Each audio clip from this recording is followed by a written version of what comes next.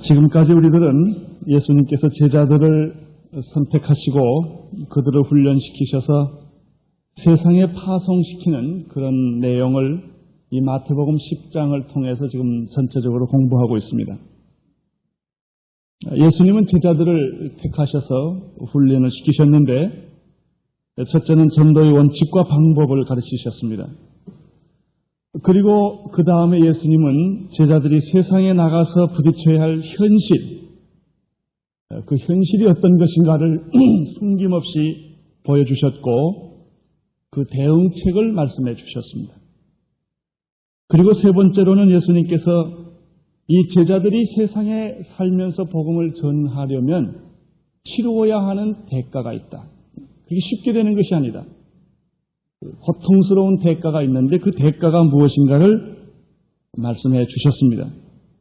그리고 오늘은 네 번째로 제자들이 치루어야 하는 대가만 있는 것이 아니라 보상과 축복이 있다는 내용을 오늘 말씀합니다.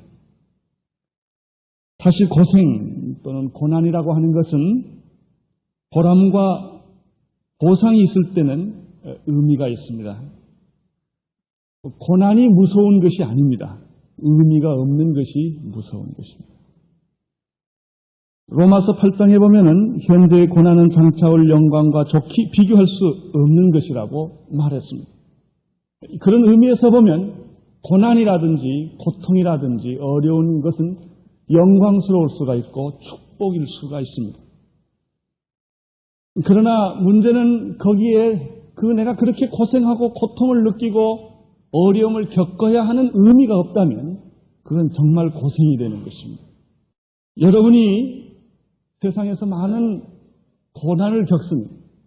사람마다 그 고난의 형태는 전부 다르습니다. 왜 그런 고난을 여러분이 겪습니까? 왜 그런 수모를 여러분이 당합니까? 여러분이 바라보는 삶의 궁극적 가치는 무엇입니까? 왜 삽니까? 왜 직장에서 그처럼 여러분들이 어려움을 겪어야만 합니까? 여기에 대한 분명한 이유가 있어야 합니다. 고난이 큰 만큼 의미가 있어야 합니다. 그리고 보람도 있어야 합니다. 예수님께서는 사랑하는 제자들에게 세상에서 너희들은 고난을 겪을 것이다. 그리고 여러분들이 치러야 할 값비싼 대가들이 있다. 그러나 그것만 있는 것이 아니라 대가에 비한 보상이 있다. 그 보상이란 땅의 보상이 아니라 하늘의 보상이고 영원한 보상이다. 예수님은 이렇게 말씀해 주셨습니다. 이제 40절을 보시면서 예수님의 그 축복과 보상이 어떤 것인가를 좀 생각을 하겠습니다. 40절 같이 읽겠습니다. 시작. 너희를 영접하는 자는 나를 영접하는 것이요 나를 영접하는 자는 나 보내신 이를 영접하는 것입니다. 여기서 예수님이 우리에게 말씀해 주신 것은 복음을 들고 나가는 사람들에게 하나님과 예수님 자신과 제자들을 동격으로 보았다고 하는 사실입니다. 예수님은 세상에 나가서 고생을 하고 있는 우리들을 예수님처럼 대접해 주신 것입니다. 영접하는 자, 너희를 영접하는 사람은 나를 영접하는 것과 똑같고 나를 영접하는 사람은 하나님을 영접하는 것과 똑같다. 그 말은 너는 나와 같다. 내가 받는 영광은 너도 받을 것이고 하나님이 받는 그 영광이 너에게도 똑같이 있는 것이다. 여러분, 축복이 이 정도라면 더 이상 바랄 것이 없지 않겠습니까? 하나님이 고생하고 고통을 느끼고 세상에서 수모를 당하는 사랑하는 제자들에게 이런 영광스러운 자격을 주신 것입니다. 너를 영접하는 사람은 나를 영접하는 것이고 나를 영접하는 사람은 하나님을 영접하는 것과 똑같다. 이런 이야기를 예수님이 해 주셨어요. 오늘 이 말씀 속에서 중요한 두 가지 의미를 더 생각할 수 있습니다. 하나는 파송이요, 하나는 영접입니다. 하나님은 이 죄 많은 고통스러운 세상에 예수님을 보내셔서 십자가에 못 박혀 죽게 하셨습니다. 예수님은 그처럼 사랑하는 제자들을 이리떼들이, 굶주린 이리떼들이 득실거리는 이 세상에 양을 보내는 심정으로 너희들을 세상에 보낸다고 말을 했습니다. 여러분, 신앙이란 무엇입니까? 파송입니다. 파송이 없는 신앙은 죽은 신앙입니다. 우리 인간들은 본능적으로 안주하기를 원합니다. 행복하기를 원합니다. 그래서 우리는 모래성 같은 행복을 자꾸 쌓아가는 것입니다. 좀 더 멋있고, 좀 더 안전하고, 좀 더 좋고, 좀 더 행복한 이런 것들을 사람들은 추구합니다. 그러나 오늘 성경에 보면은 진정한 신앙은 떠나는 것이다. 안주하는 게 아니다. 진정한 신앙은 보내는 것이다. 이렇게 말씀하고 있습니다. 오늘 이 교회 여러분들이 다 잘 오셨습니다. 그러나 여기서 천년만년 여러분이 살고자 한다면 죽은 신앙을 무덤을 파는 것일 것입니다. 어떤 분은 나는 여기 와서 장례식을 치르고 싶다고 말합니다. 치를 때는 치르시지만은 떠나셔야 합니다. 여기서 여러분이 은혜를 받았다면 떠날 준비를 하셔야 합니다. 우리는 좀 더 좋은 곳으로 가는 것이 아니라 좀 더 지저분하고 더럽고 냄새나는 곳을 향하여 우리는 뛰어들어가야 합니다. 신앙을 가진 자라. 죄와 죽음과 파멸이 있는 곳으로 빛과 생명과 사랑을 파송해야 합니다. 요한복음 3장 16절에 보면 하나님이 세상을 이처럼 사랑하사 독생자를 주셔서 세상으로 보내셨다고 말을 하셨습니다. 예수님은 우리들을 세상에 보내시기를 원하십니다. 좋은 곳으로 우리를 보내시기를 원하는 것이 아니라 좀 더 나쁜 곳으로, 고통스러운 곳으로 우리를 보내시기를 원하십니다. 그것이 신앙의 본질입니다. 우리가 신앙의 본질을 이야기하기 위해서는 창세기에 나타난 아브라함을 보면 알 수 있습니다. 아브라함에게 하나님이 이렇게 말씀하셨습니다. 12장에 보면은 창세기 여호와께서 아브라함에게 이르시되 너는 너의 본토 친척 아비의 집을 떠나 내가 내게 지시할 땅으로 가라. 이게 아브라함의 신앙의 전부입니다. 떠나 가라. 내가 너로 큰 민족을 이루고 내게 복을 주어 내 이름을 창대케 하리니 너는 복의 근원이 될지라. 너를 축복하는 자에게 내가 복을 내리고 너를 저주하는 자에게 내가 저주한다. 여러분 생각하세요. 너를 축복하는 자에게 내가 너를 축복하고 너를 저주하는 자에게 내가 너를 저주하리. 이것이 복음을 가진 자의 축복입니다. 누가복음 10장 16절에도 이런 비슷한 말씀이 있습니다. 너희 말을 듣는 자는 곧 내 말을 듣는 것이요 너희를 저버리는 자는 곧 나를 저버리는 것이요 나를 저버리는 자는 곧 나 보내신 이를 저버리는 것이니라. 이 말씀 속에서 예수님은 우리와 예수님을 동격으로 취급하고 있는 것을 봅니다. 예수님과 하나님이 동격인 것처럼 예수님은 우리를 그런 정도로 취급하고 사랑하고 대접하고 있다고 하는 사실입니다. 성부와 성자와 제자들과 여기서 긴밀하고 절대적인 관계를 볼 수가 있습니다. 이 관계는 독특한 관계인 것입니다. 세상 사람들과의 관계와는 전혀 다른 것입니다. 저기 아들 하나가 있는데 이 녀석이 제게 무슨 자격이 있는지 아버지 돈 줘! 이렇게 그냥 얘기를 막 합니다. 마치 나한테 돈을 맡겨놓은 것처럼 밥 줘! 아주 떳떳하게 얘기를 합니다. 다른 애들은 그렇게 못합니다. 그런데 그놈만 그렇게 얘기를 합니다. 왜 그렇습니까? 이게 아버지와 아들과의 독특한 관계입니다. 떳떳한 관계입니다. 마음대로 요구합니다. 마음대로 얘기합니다. 마음대로 위탁을 합니다. 이것이 아버지와 아들과의 관계입니다.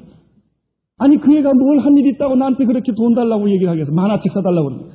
아주 요즘 만화책 사달라는 것 때문에 제가 고통을 많이 느낍니다. 돈 있으면 사줘 막 얘기하고 굉장합니다. 아들이기 때문에 그렇습니다. 여러분 하나님과 우리의 관계가 그처럼 긴밀한 관계인 것입니다. 세상 사람들과의 관계와는 다른 것입니다. 이것이 그리스도인이 받는 축복입니다. 내 말을 지키는 자는 내 말을 지키는 것과 똑같고 내 말을 지키는 사람은 하나님 말 지키는 것과 똑같다. 내 말을 버리는 자는 나를 버리는 것과 똑같고 나를 버리는 자는 하나님을 버린 것과 똑같다. 예수님은 우리를 그 정도까지 취급해 주시고 인정해 주셨습니다. 요한복음 13장 20절에도 또 그런 말이 있습니다. 나의 보낸 자를 영접하는 자는 나를 영접하는 것이요 나를 영접하는 자는 나를 보낸 이를 영접하는 것이다. 갈라디아서 4장 14절에서 사도 바울은 이렇게 간증을 했습니다. 내가 하나님의 말씀을 전하는 사람이기 때문에 사람들이 나를 업신여기지 아니하고 황성하게도 나를 하나님의 천사같이 대접해 주었다. 그리고 예수 그리스도와 같이 영접해 주었다라는 말을 그가 하고 있습니다. 여러분, 만약 여러분이 예수님처럼 취급을 당한다면 얼마나 큰 축복입니까? 그것보다 더 큰 축복 어디서 구하겠습니까? 물질입니까? 권력입니까? 세상의 지위입니까? 하나님은 우리에게 이런 축복을 사랑하는 제자들에게 주셨다라고 말합니다. 예수님은 이렇게 말씀하시고 구체적인 세 가지 예를 들어서 설명을 더 하셨습니다. 41절의 말씀입니다. 같이 읽겠습니다. 시작. 선지자의 이름으로 선지자를 영접하는 자는 선지자의 상을 받을 것. 첫째는 선지자 예를 들어주셨습니다. 선지자의 이름으로 선지자를 영접하는 사람에게는 선지자의 상을 내가 줄 것이다. 구약 열왕기상 17장 10절 이하에 보면은 이런 실제적인 예가 있었습니다. 아합 왕 때입니다. 엘리야가 3년 반 동안 비가 내리지 않겠다고 하는 하나님의 말씀을 예언을 합니다. 그리고 그는 도망을 갔습니다. 하나님은 엘리야에게 요당 앞 그리 시냇가에서 살게 하시면서 까마귀 떼들에 의해서 떡과 고기를 공급해 주었습니다. 비는 예언대로 오지 않았습니다. 시냇가는 마르게 되었고 이때 하나님은 그 시냇가에서 떠나게 하고 시돈 속의 사르밧에 가서 한 과부를 만나게 합니다. 그런데 이 과부는 몹시 가난한 과부입니다. 그런데 엘리야가 그 사람한테 가서 떡과 물을 요구하는 것입니다. 이때 이 가난한 과부가 다음과 같이 말을 합니다. 우리 집에는 떡이 없고 다만 턱에 이제 마지막 있는 한 움큼의 가루밖에 없어. 기름도 이제는 마지막 기름병이 남은 조그마한 기름밖에 없습니다. 우리는 생각하기를 이 마지막 한 움큼의 가루와 그리고 병에 남은 조그마한 기름을 가지고 이제 우리는 떡을 나와 내 자식이 해먹고 이제 죽을 것을 지금 기다리고 있는 그런 상황에 있다고 말했습니다. 이처럼 우리는 가난하고 어려운 처지에 있다고 말을 했습니다. 이때 엘리야가 이 가난한 과부에게 다음과 같이 말을 합니다. 두려워 말라. 그리고 그 가루와 기름을 가지고 떡을 만들어서 네가 먹지 말고 나를 대접하. 나를 먹게 하고 그 다음에 너와 내 자식을 먹어라. 그리고 나서 엘리야가 다음과 같이 말합니다. 이 통에 가루가 영원히 떨어지지 않을 것이다. 이 병에 기름이 영원히 메마르지 않을 것이다. 이런 축복의 말씀을 줍니다. 그 엄청난 가뭄 속에서도 이 과부는 기름과 가루가 떨어지지 않고 풍성한 삶을 살았다는 얘기가 바로 여기에 있습니다. 엘리야가 이 여자가 가난한 과부인 것을 너무나 잘 압니다. 그러나 오늘 이 말씀이 그대로 여기에 적중된 것을 봅니다.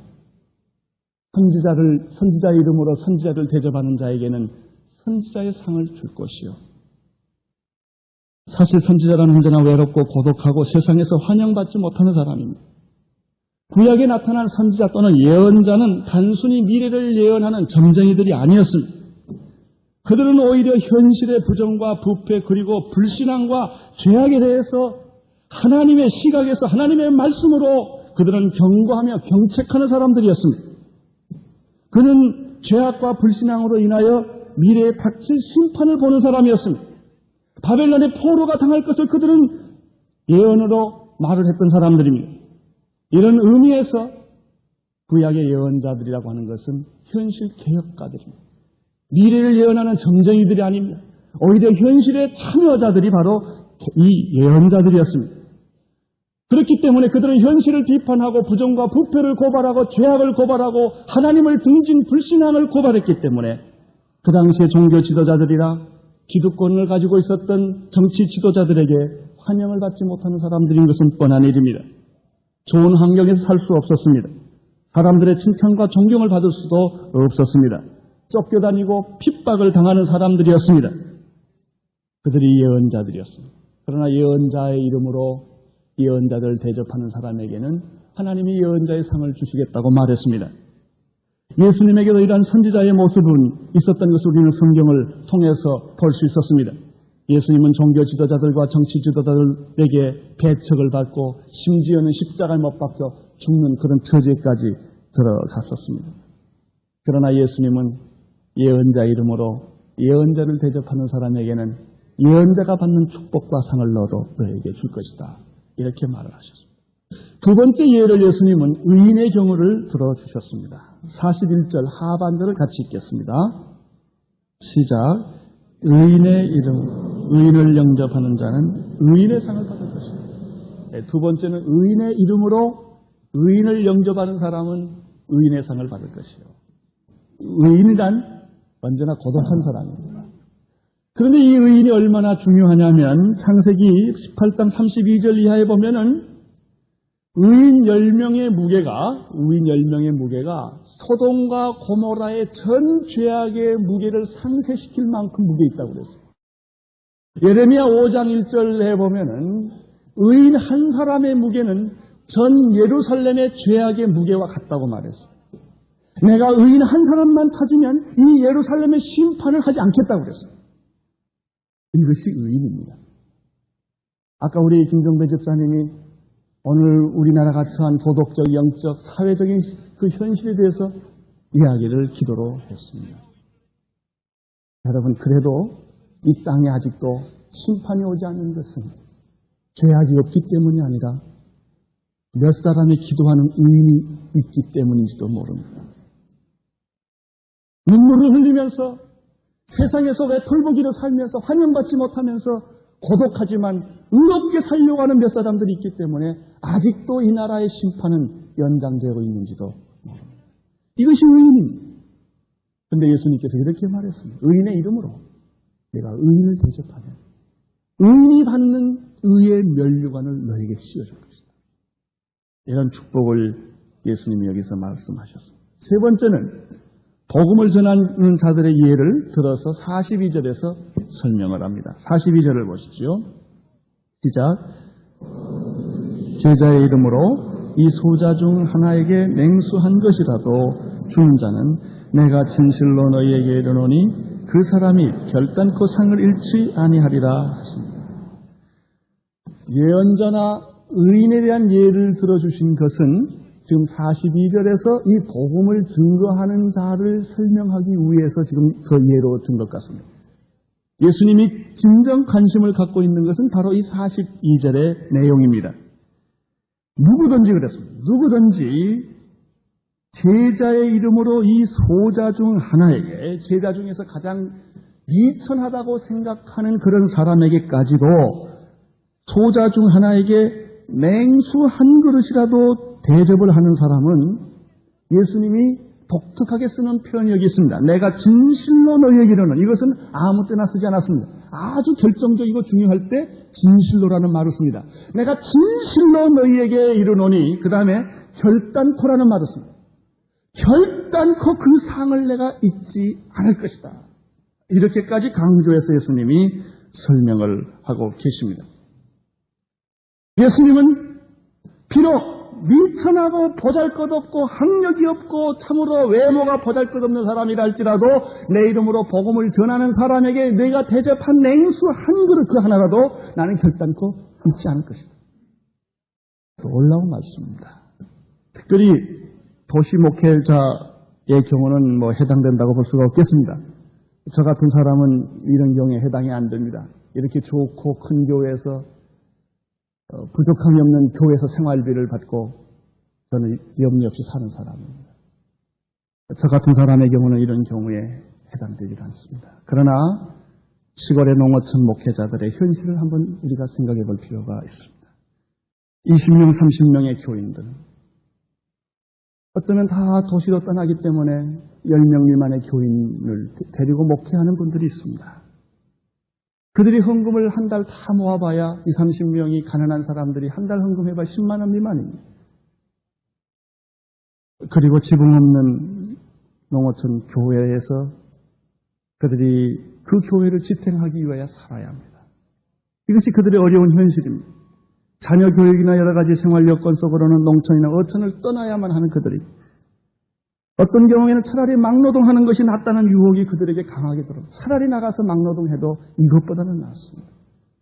그러나 주님의 명령이기 때문에 그 농촌 교회를 떠날 수 없는, 어촌 교회를 떠날 수 없는 그래서 거기를 지키는 사람들이 있습니다.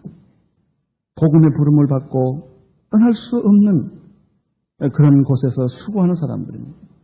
선교사들의 경우를 보면 더욱 그렇습니다. 어떤 사람은 처녀로 결혼하지 않고 평생을 선교사로 현지에서 원주민들을 섬기면서 평생을 삽니다. 결국 은퇴를 하고 나면은 남편도 자식도 없이 의탁할 곳이 없이 쓸쓸하게 외롭게 말년을 보냅니다. 우리는 그런 선교사들을 은퇴한 많은 처녀 선교사들을 만나고 보곤 합니다. 왜 이 사람이 이렇게 살아야만 했을까? 저희가 영국에 있을 때 한 필리핀에서 선교하셨던 한국 선교사를 만났습니다. 10년 동안 선교하신 분입니다. 원주민을 섬기다가 영국에 왔습니다. 어떻게 오셨느냐고 물어봤더니 미칠 것만 같아서 1년 동안 한 10년을 청해서 왔다고 말했습니다. 그 사람은 반복되는 매일의 생활, 변화되지 않는 매일의 생활, 5, 6년까지는 의욕을 가지고 일을 했지만 10년이 지나니까 이제는 너무나 인간적인 갈등이 많다는 것입니다. 서울에 와보면 동기 목사님들은 다 성공했고 큰 교회에서 목회를 하고 그 방에 들어가면 책도 읽고 공부도 많이 하는데 자기만 뒤처진다는 생각을 자주 인간적으로 하게 된다는 것입니다. 우리가 같이 있었던 닥터 칼린, 그는 의사였습니다. 영국에서 의과대학을 나오고 그는 하나님의 부름을 받아 나이자리에 가서 10년 동안 문둥병 환자를 위해서 헌신한 사람입니다. 돌아오 보니까는 자기 동료들과 자기와는 너무나 많은 차이가 있었던 것을 그는 발견하게 되었습니다. 우리 한국을 위해서 수고해 주었던 참 복음을 위해서 수고해 데니스 레인 목사님, 우리가 며칠 전에 그분과 전화를 하게 되었어요. 동료 선교사 한 여자분이 암에 걸렸어요. 그래서 그 여자를 자기 집에 데리고 지금 삽니다. 살던 집이 그 주인이 집을 팔았습니다. 그 주인이 아주 값싸게 그 집을 제공해 주었는데 그 집을 팔았기 때문에 이분은 그 집을 나가야 합니다. 선교비 갖는 그 돈을 가지고서는 시골에 가도 방 한 칸을 얻기 어려운 돈입니다. 우리가 전화했던 그때가 바로 집을 얻지를 못하고 지쳐가지고 여러 가지 시리에 빠져서 부부가 앉아있던 그때 마침 우리가 전화를 하게 되었습니다. 여러분, 왜 이들은 이런 고생을 해야 합니까? 왜 화려하게 살 자격이 왜 없습니까? 그러나 예수님은 이렇게 말합니다. 그러한 그런 사람들에게 옷 한 벌, 구두 한 컬레, 사과 한 상자, 짜장면 한 그릇, 아니 심지어 냉수 한 그릇까지 대접한 것을 예수님은 기억하고 있겠다. 이렇게 말씀해 주셨습니다. 우리는 여기서 중요한 몇 가지 교훈을 발견하게 됩니다. 복음을 위해서 정말 수고하는 사람들이 있습니다. 자기의 인간적인 모든 조건을 다 포기하고 그가 누려야 할 모든 행복의 조건도 다 포기하고 그가 정말 복음을 위해서 수고하는 사람들이 있습니다. 그 사람들에게 너희가 주었던 냉수 한 그릇, 미소 하나, 하나님은, 예수님은 진실로 너희에게 이르는다는 것을 결코 잊지 않겠다. 그 상급을 너희에게 다 주겠다. 이렇게 주님이 우리에게 친히 말씀해 주신 것입니다. 오늘 이 말씀을 통해서 우리는 중요한 몇 가지 교훈을 여기서 배우게 됩니다. 첫째는 성경을 다시 보십시오. 선지자의 이름으로, 의인의 이름으로, 제자의 이름으로라고 기록하고 있는 점입니다. 이런 질문을 하게 됩니다. 아니 왜 예수님의 이름으로 선지자를 대접했다면 얼마나 좋을까, 그런 얘기입니다. 예수님의 이름으로 의인을 대접했고 예수님의 이름으로 복음을 증거하는 사람들, 전도자를 대접했다, 이렇게 하면 좀 이해가 될 텐데 여기서는 그렇게 말하지 않고 선지자의 이름으로, 의인의 이름으로, 그리고 복음 증거자의 이름으로 너희들이 그들을 대접하면, 냉수 한 그릇이라도 대접하면 나는 결코 그것을 잊지 않겠다라고 말하고 있는 점입니다. 우리는 여기서 그 의미를 좀 쉽게 이해할 수가 있습니다. 하나님을 섬기는 것과 사람을 섬기는 것은 같은 것이다 라고 하는 것입니다. 우리는 하나님을 섬기는 것과 사람을 섬기는 것을 구분을 합니다. 하나님께는 경배하고 예배를 드립니다. 그러나 사람은 무시할 때가 많습니다. 어떤 사람이 이렇게 말합니다. 나는 인류를 사랑한다. 그러나 저 거지는 내가 증오한다. 여러분, 그 거지가 바로 인류인 것입니다. 우리는 모든 것을 이렇게 이분화시켜서 생각하기가 참 쉽습니다. 신앙은 거룩한 것이고 이런 세상은 더러운 것이다라고 생각을 합니다. 요한일서 4장 20절에서 누구든지 하나님을 사랑하노라 하고 그 형제를 미워하면 이는 거짓말하는 자니 보는 바 그 형제를 사랑하지 아니하는 자가 보지 못하는 바 하나님을 어떻게 사랑할 수 있느냐라고 물었습니다. 여러분 정말 하나님을 사랑합니까? 그렇다면 하나님이 만든 인간을 사랑해야 합니다. 이웃을 사랑해야 합니다. 나와 다른 사람도 사랑해야 합니다. 받아들여야 합니다. 약한 사람을 받아들여야 합니다. 못난 사람도 받아들여야 합니다. 이 복음입니다. 똑똑하고 잘난 사람만 사랑하는 것은 사랑 아닙니다. 장점만 사랑할 수 있는 것은 사랑이 아닙니다. 나와 다른 사람, 그러나 하나님이 만든 그 사람, 우리는 사랑할 수 있어야 합니다. 그리스도의 이름이 아닙니다. 선지자의 이름으로, 의인의 이름으로, 복음 증거자의 이름으로 그들을 도와주라고 오늘 성경이 말하고 있습니다. 두 번째, 이 말씀을 통해서 우리가 배우는 것이 또 하나 있습니다. 내가 꼭 그 일을 해야만 그 상급을 받는 것이 아니라 그 일을 하는 사람, 하나님의 일을 하는 사람을 돕는 도움으로 똑같은 상급을 받을 수 있다는 말씀입니다. 영국의 한 농촌 마을에 젊은 소년이 있었다고 합니다. 가난하고 참 어려운 소년이었는데 그가 어려서부터 복음을 알고 열심히 노력하고 기도해서 신학교를 가가지고 나중에 목사가 되었습니다. 근데 그 어린 소년을 어려울 때 지극한 정성으로 장학금도 주고 도와주었던 가난한 구두수선공이 있었습니다. 이제 그 젊은 소년이 성장해서 목사가 되었고 설교할 수 있는 자격을 얻게 되었습니다.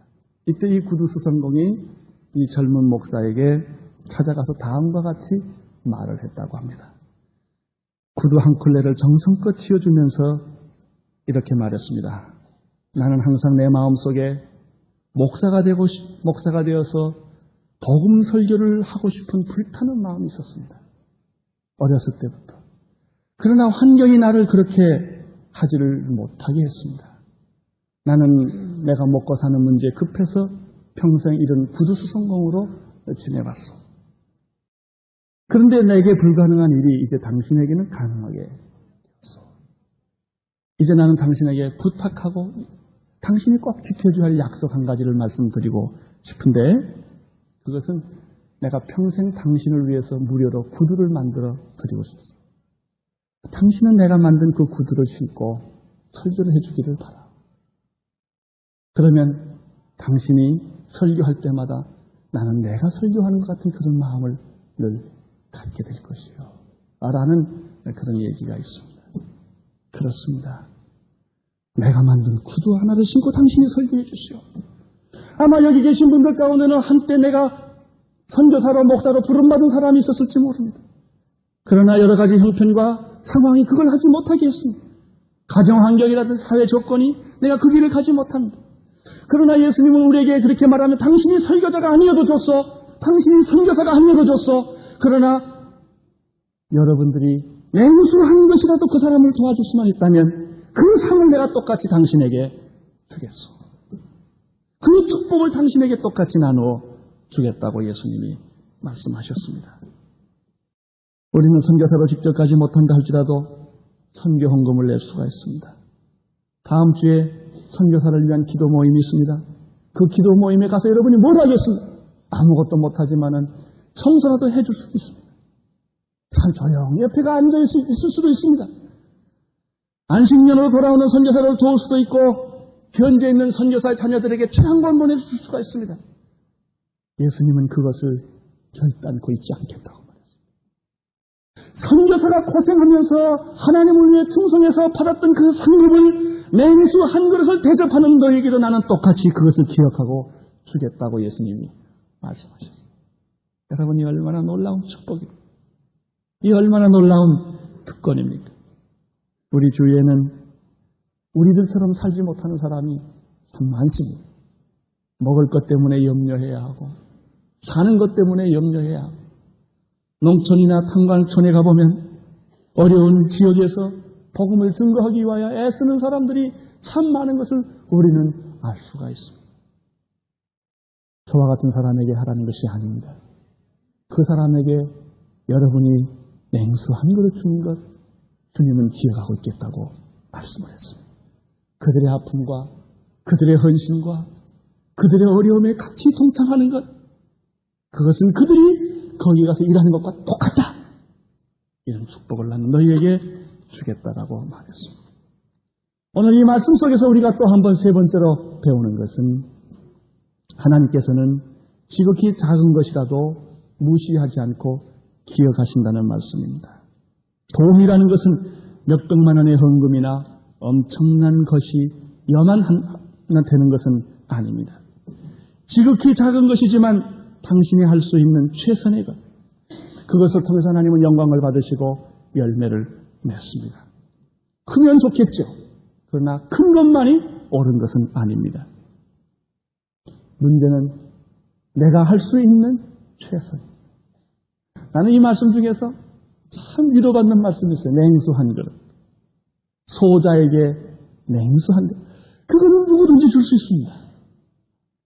아무것도 없는 사람에게는 쪽박에다가 흐르는 시냇물 하나 퍼서 얼마든지 줄 수 있는 것이 냉수 한 그릇입니다. 이 냉수 한 그릇을 준다면 내가 진실로 너에게 이르노니 결단코 나는 그 상을 내가 잊지 않을 것이다. 반드시 기억하고 그것을 너에게 갚아줄 것이다.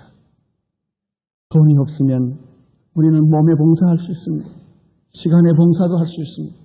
내가 가진 은사의 봉사를 할 수가 있습니다. 하나님 앞에 드릴 것이 우리에게 얼마나 많은지 모릅니다.